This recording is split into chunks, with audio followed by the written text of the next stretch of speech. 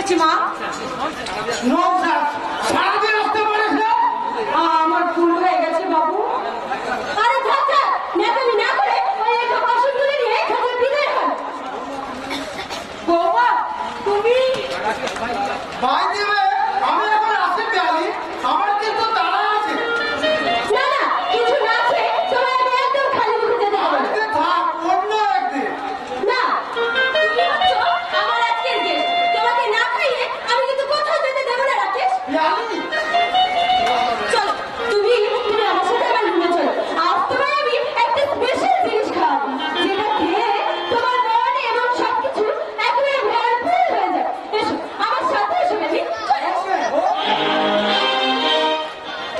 ও ভগবান, আমার ঘরের লক্ষ্মী এই অলক্ষ্মীর রূপ দেখার আগে কেন তুমি আমার মৃত্যু দিলে না ঠাকুর? আমি যে নরকার দেখতে পাচ্ছি না, আমি সহ্য করতে পারছি না, আমি পারছি না।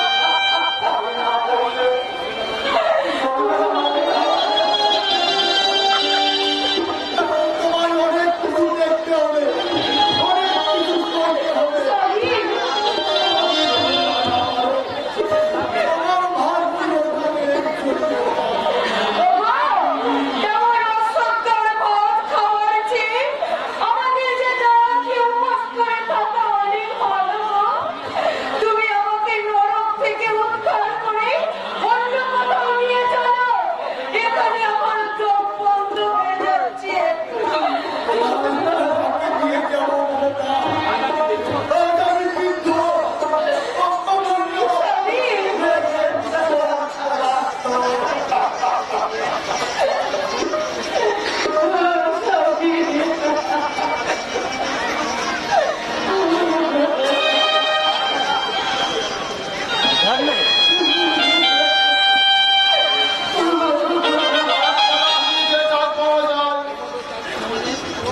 তোমাদের কাছ থেকে সেটা আশা করা যায় না। বড় খোকা, বাবা কখন এত চিকেন খেতে চেয়েছে, সেটা এখনো দেওয়ার সময় দিতে পার।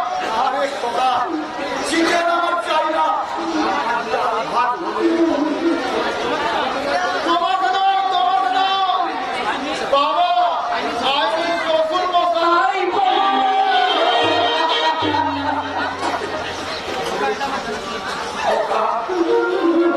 এটা আমার জানা ছিল না। শ্বশুর আর বাবা হয়েছে, আর বাবা হয়েছে চাকর। পরে দুনিয়া